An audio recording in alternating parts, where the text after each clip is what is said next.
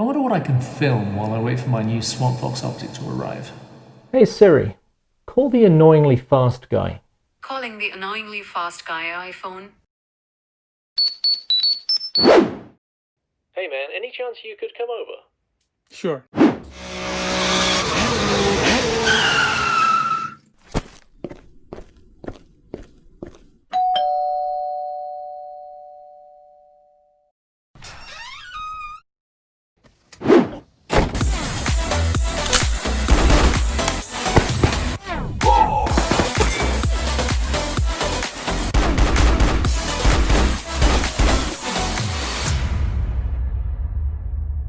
All right, taking the persona to one side for a moment, I am joined by my friend Robert Moreno, who is a fellow USPSA competitor, and he's just got back from an Area 1 competition of USPSA in Jerome, Idaho. So how'd it go? Went well. Was quite nervous, it being one of my first level 3 matches. Got out there and was shooting in the afternoon, which is always bad for me. I like to start fresh in the morning, but day 1 was in the afternoon. Ended up having a dumpster fire going through there. Yeah, you sent me that text. Yeah, I was going to ask you about that. I was fairly nervous and was one of the first shooters up there, and then just proceeded to basically poop all over my shoes. Right. But just each stage kind of had its own different thing that I kind of screwed up on, which for me, it's actually really good learning points. You know, people can tell me all the things that I should do, but until I actually experience that myself, I won't learn from it. So, What division were you competing in? I was shooting in carry optics. Carry optics? What were you using? I was using the SIG P320 Legion with a Trijicon SRL on top. It wouldn't be that one that's on the table, would it be? It would be. It would be that Yeah. exact one right there. Let's have a look at that. Okay. So, a 320 Legion with an optic. So how'd the gun perform anyway? Gun was great. Had absolutely zero issues whatsoever with it. It just performed. You managed to keep the magazine in the gun this time? Yes. The magazine was in the gun. I did have one loaded table start where you were starting away from it, ran up to the table, grabbed it, and I was already nervous, so kind of aggressive. So when I grabbed it, I pushed down on the magazine release, which kind of ejected the magazine. Didn't realize that till I got up, came up, and just pooped out the gun. Quickly grabbed another one, threw that one in, and then trigger freeze. Everyone saw my flinch. And then had to rack Then the you gun. had to rack it, yeah. Then I racked the gun and then Right. proceeded to just shoot the course of fire. I, on the other hand, have never had a magazine fall unintended out of a gun. That's a lie. That is a lie. So how many previous competitions have you taken part in? Taking part in a lot of local level ones. Yeah, the gun club. Probably this season about 20 or so. Okay. Is what I've done. That's including Steel Challenge and some IDPA. Okay. Gotcha. And this is the first level 3, though, that you've been to, right? First level 3. Last weekend I went to the Idaho sectional, which was my first level 2. That one there actually performed really, really well to my ability. And so when I had my dumpster fire in this level 3, it kind of took the wind right out of my sail. It does happen. I know when I was competing in Casper at the level 2 match, when that, again, same thing, table start and a PCC, that's just really, really not a fun thing. Exactly the same thing. Just went to whack the magazine in there, rack it, fell straight out, and yes, and continue on, and everyone's looking, and I lost so much time. So this being your first level 3, how was it different from a level 1 or a level 2 match? Well, level 3 was, they were a lot more stringent on your equipment. Well, they have to make sure that it's all legal. So my ammunition was chronographed. My belt equipment was measured and tested. My magazines were measured to make sure that they fit the division specifics. It was ran fairly smoothly. There were ROs on each and every stage. So the ROs did not travel with you. So that RO was at that stage for the entire competition. How many range officers? Oh, there was probably, I think, 3 per stage, and we had 12 stages. Any chief range officers? I believe each one had a chief range officer. I know that one of the things that we've been bugging you at the Jackson Hole Gun Club is to get you trained up as a range officer. So hopefully we can get that done soon. But it's good with the level 3s that you've got range and chief range officers as well. So everything went smoothly with that. No antagonistic range officers or anything like that. No, we actually had each stage kind of had its own little flavor. So the first guy doing your 5-minute walkthrough, he would play music, which is really great. Okay, that's not something I've actually experienced at a match before. No, I've heard about it happening. There's a couple of range staff that are known for running range music. And so a couple of guys were doing that. We had some real funny guys who were just kind of on top of us. I think one of them was Australian, and John Paul something, I forget. But he was pretty hilarious and really kind of dug into a couple people. You know, right. All good fun. In a nice, deprecating Australian kind of way, yeah. Yeah, one thing that I really liked about him was that when you are coming up next and it's your stage, he makes sure everyone is off that stage so you can actually walk it. That's nice because I know at level 1 matches, you've always got someone picking up brass and someone who's like, there for like 4 down the list, and, they're doing this with the stage, and you're like, my stage. But that's nice that they actually have a range officer that can do that for you, so you don't have to be the bad guy and say, hey, it's my stage right now. Oh, so, yeah, you owed him push-ups if he caught you on the range when it wasn't yours. Oh, really? Yeah. Day 1, you had a self-described dumpster fire. How did day 2 go? Day 2 went really well. One of the things that helped me was that it was a morning shoot. So start shooting first thing at 8 a.m. I prefer mornings. I'm fresh. It's not like the dentist where it's like I've got a dental appointment at 3 p.m. Right. And then I'm just all anxious of waiting for it. So I was there first thing in the morning. It was really cold, and it was funny seeing everyone bundled up as if it was wintertime. Right. But from where we're from, it was great. Just in a t-shirt, ready to roll. What also was nice is I was second on the first stage, which means I was going to be first on the next stage. Well, rather than sit back and just get all anxious and nervous and in my head, I was like, all right, it's time to go. Right. So when it was my turn to shoot, I just went out there and shot. I like it when you got nice fresh targets as well. Speaking of which, how often did they rotate the targets around or change them out? It was every squad. After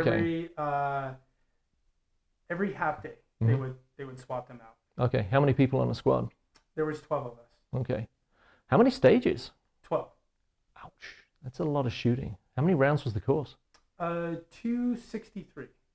It was nice because there were some very short, fast hoser stages, and then some really nice long stages, and fairly complicated.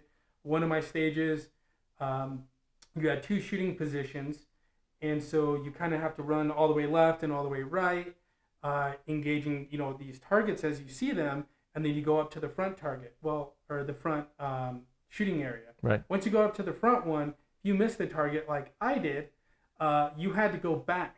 I thought I'd be the cool guy and do the quick lean, let me shoot it real fast while I'm stepping out of the box. Well, I missed that, had to go back to the rear one, and lost about 6 seconds on that stage. Lesson learned, yeah. Oh, lesson learned, yeah. I've struggled with the transition between IDPA and USPSA.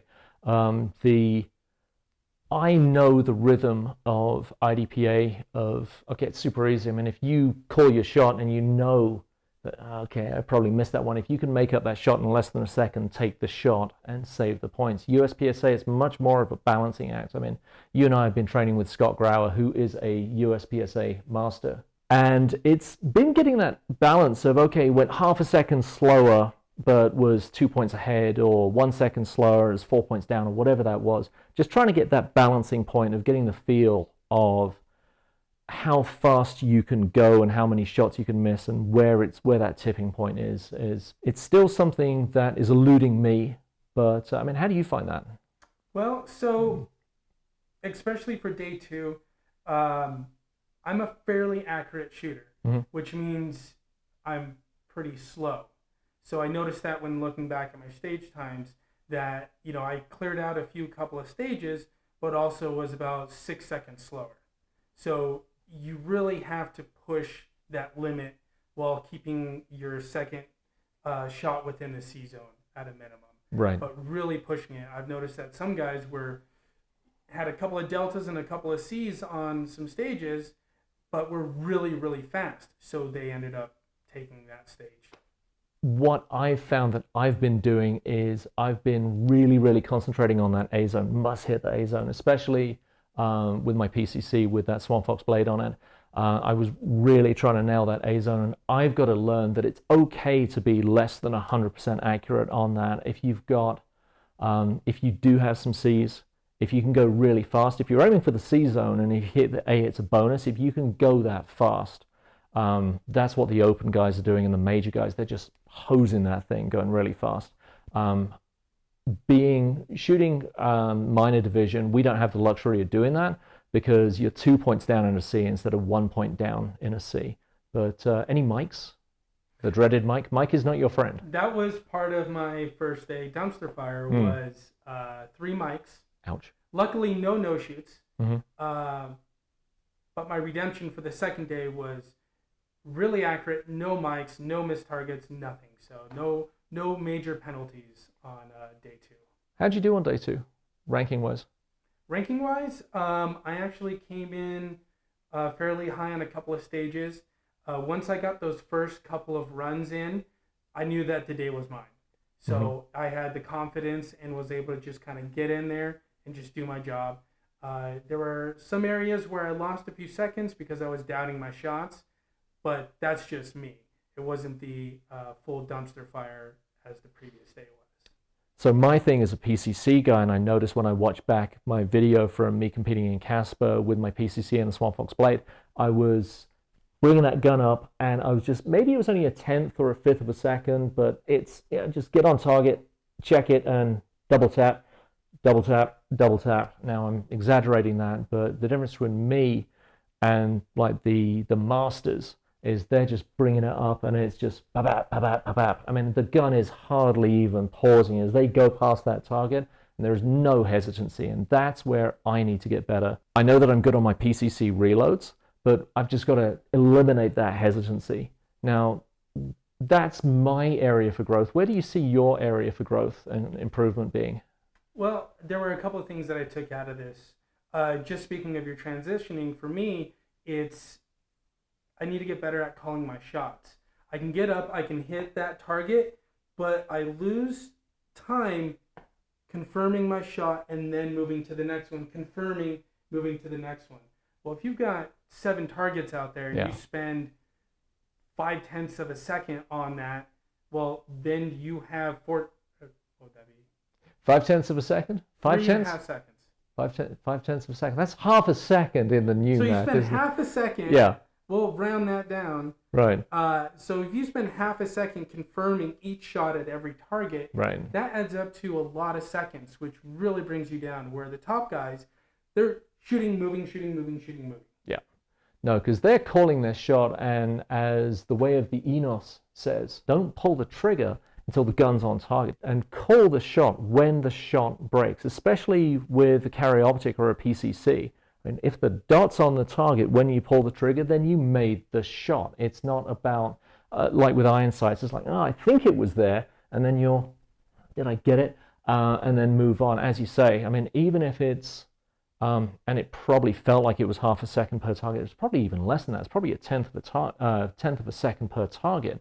But on a 16 target stage, 32 round course, that does add up. I mean, that is just a 1/10 of a second on each one. That's 1.6 seconds, and that is a significant difference. So I agree with you. What I've seen with you shooting, because we've been competing together for a while, is you have that tendency to, if you have a good run, it's like you want to repeat that, especially when you're doing Steel Challenge. It's like, okay, I did that, and so I want to go faster, and then it just all goes out the window, and it's that thing of repeatability. I know with me, with USPSA, if I have a really good stage on like stage 1, I'm going to try and repeat that on stage 2. And stage 2 might be different. It might be a longer course, less targets. It's going to have a different feel to it. And so it's the adaptability, but it's the repeatability of performance that I've got to be able to apply to each particular problem on each particular stage. And that for me is, okay, react, get the gun up, do my reloads correctly if it calls for a reload, and transition between each target. And that's the annoying thing about you, is because you are annoyingly fast. When you move, it's just like you're just going. Me, I am slightly older, slightly heavier, and there's slightly more inertia to get moving. But that's one of the things I really need to start doing. I need to start doing that, the 10-yard sprint thing. Mm-hmm. Just move, explode. There's different. When we train with Scott, Scott's got different views on that, and Scott's more of a methodical heel toe kind of gun up, heel toe to the target. I haven't developed my feel yet for what's going to work best for me. Being my kind of squirrel kind of thing, I more feel that if I just kind of explode as fast as possible, get to that target, get the gun up in plenty of time, shoot that, and then run to the next one, I think that that is going to work better for me more than the heel toe kind of more methodical approach.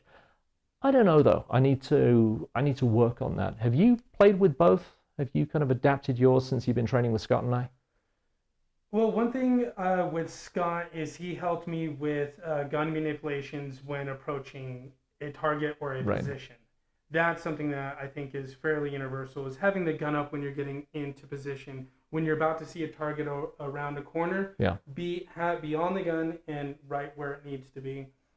When it comes to moving, I just tend to, just like yourself, kind of explode and run to it, and then do an abrupt stop. So it's almost counting your steps or knowing right when you need to start slowing down and coming smoothly into one. Because in some of the videos that I see of myself, I'll come in and skid into the position. I have done that. And then engage. Okay, time to take off. And then I'll switch over to wherever my next position is. Yeah. One of the things that Scott's taught me is knowing when you're approaching a port, and if you're going to be going into a port, which direction am I approaching the port from? How many targets are out there, and which way do I need to go out of the port? And so what Scott's taught me is to approach, and you very smoothly, you've got your gun up the last two steps, get that one that's on the left-hand side, coming from the right-hand side, going to the port, and then moving to the left. Take out the leftmost target, the middle, the rightmost, and then you are continuing in that direction so you can then just leave the port. Previously I've gone, okay, well I need to go, I'm going this way, so I'm going to stop and I'm going to take that one and that one and that one, and then I need to disengage from the port and then go that way.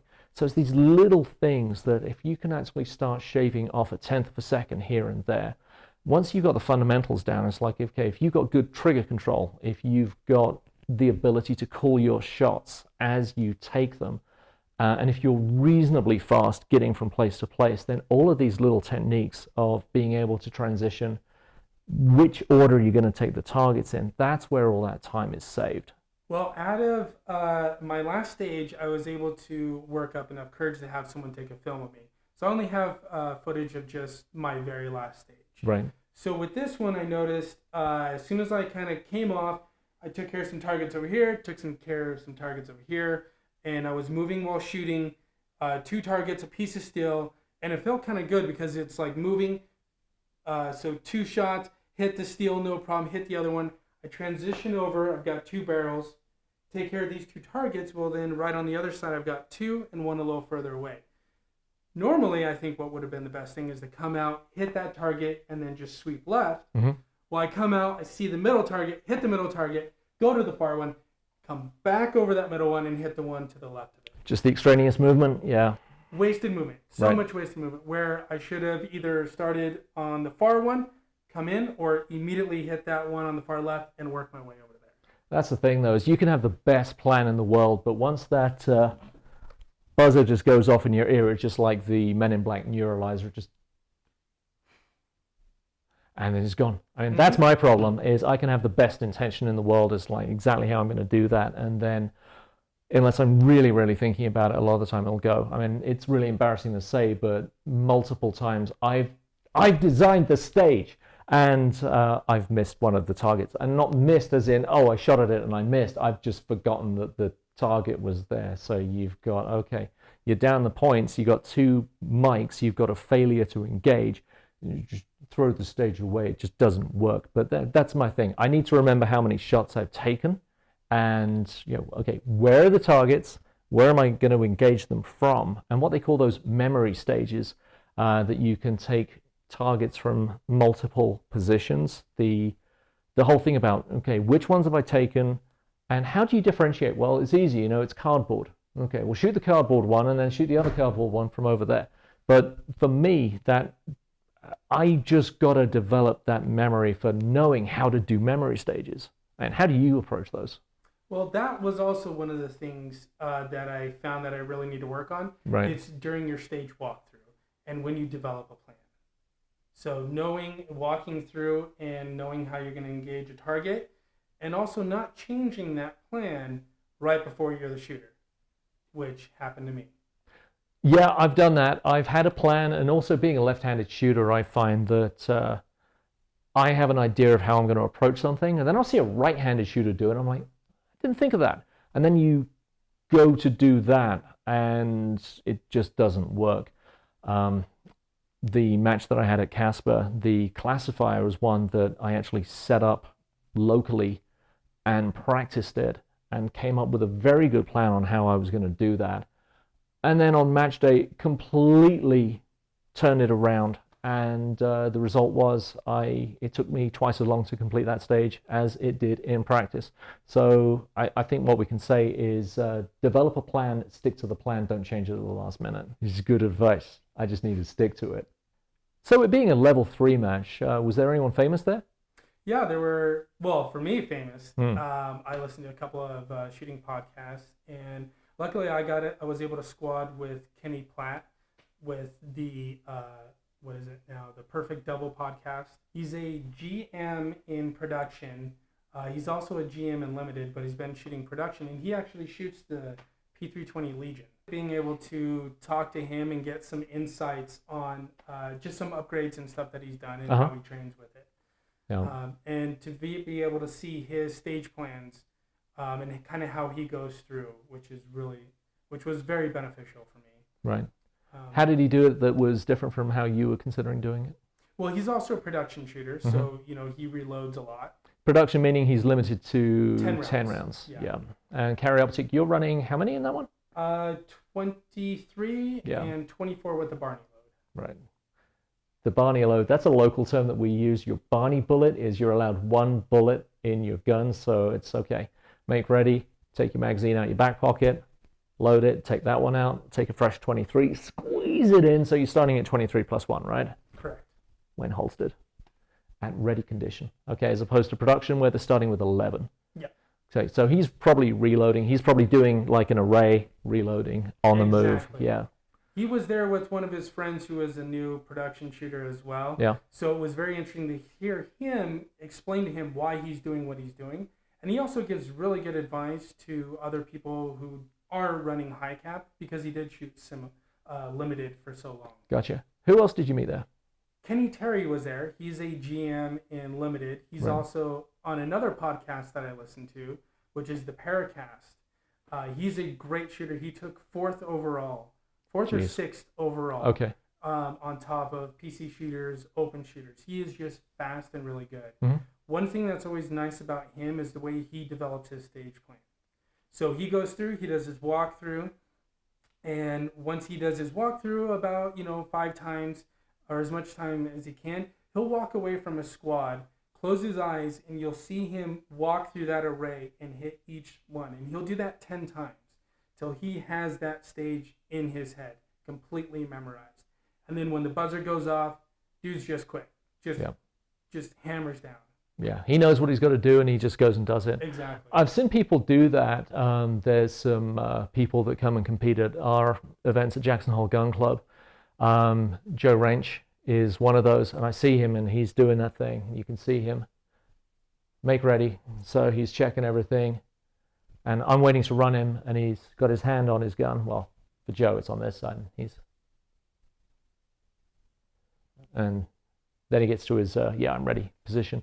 I need to be able to do that. I need to get better at doing that. I'm not terrible at it. I'm getting better, but That's funny. Joe's the guy that the stage that you designed involved. It was a tee box, and you had to start outside of the tee, clear the left arm, clear the right arm, and then go down the middle. And you had that one on the left-hand side, and I just said, "See that one down there? Joe will take that from over there. He'll go down and he'll squeeze off that shot. So if you want to prevent him from taking that shot from down there, you're going to have to put something in there." And he did. But the thing I like about USPSA is the fact that it gives the competitor the option to solve the puzzle in the manner they deem fit. But it's not like IDPA, which is a lot more structured. Yes. But add to us, which one do you prefer, IDPA or USPSA? USPSA. Yeah. Hands down. Reason being? Reason being is, here's your course, stay within the rules, and just hammer away at it. Right. That's one of the nice things, especially shooting with a lot of top-level guys, is you will come up to a stage and be like, this is how you're supposed to shoot it. And then you'll see someone get up there, shoot it completely different, Right. get just an equal different score or time as with someone who shot it in a completely different manner. Right, and you think, I never would have, what did it, but it works, as opposed to IDPA that is a lot more regimented, because you cannot pass a target without engaging it, because the idea being, IDPA is much more of a real world defensive pistol scenario. You're not going to run past 6 bad guys to get a more advantageous position. You're going to hide behind something and take them out one at a time, or engage them one at a time. So I would say that IDPA is more real world and USPSA is more John Wick. Oh, absolutely. And I mean, fair point. I mean, Keanu Reeves for the John Wick movies trained with Taron Butler, and what he's doing, I mean, he's doing USPSA in 3-gun. Mm-hmm. I want to go on that course, by the way. That would be fun. Yeah, that would be fun. So now that you've got a level 3 match under your belt, so to speak, if I was going to put you on the spot and say, what are your top 2 takeaways from that experience? I would say the first one is to shoot to my ability, to have a stage plan and stick with it, to focus on the areas that I know I do well in. I'm not the fastest shooter, but I can be accurate. So I should just go ahead and be accurate this entire stage. Right. Also, it's going to be, if I have a bad stage, just leave it at that stage. The next stage is just going to be brand new and fresh, as if my poor performance on the previous one never happened. I can leave that dumpster fire over there and not fan the flames as I'm continuing on throughout the match. Got it. It's all about avoiding the dumpster fires. So in a nutshell, have a plan, stick to it, be confident. That's it. Fair enough. That wraps it up for today's show. The only thing that remains is a couple of moments of blatant self-promotion followed by a catchphrase.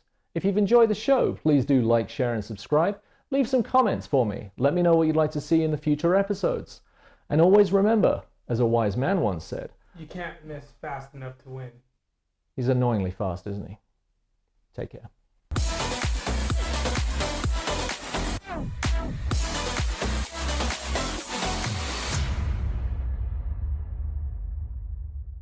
Man, that was my line. You were too slow.